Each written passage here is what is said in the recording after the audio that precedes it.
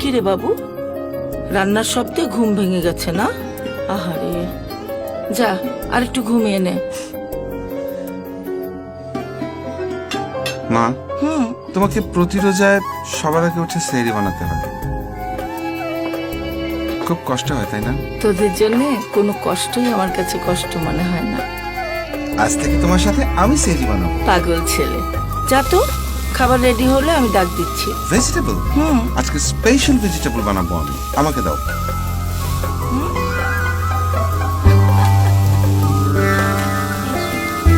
Special হবে। কি ব্যাপার, মা আর ছেলে মিলে রান্না করছো, আমাকে ডাকবে না? দেখি দেখি। রমজানের প্রতিটি রাতে আমাদের ঘরে সব কন্যা যায় জননীরা অবিরাম সেহরির জন্য রান্না করে যান। আসুন, কিছু রান্না করতে না পারি তাকে কিছুটা সহযোগিতা করি রমজান থেকে, ভাগ করে নেই কিছুটা উত্তাপ। প্রিয়জনকে ভালো রাখলে ভালো থাকবো।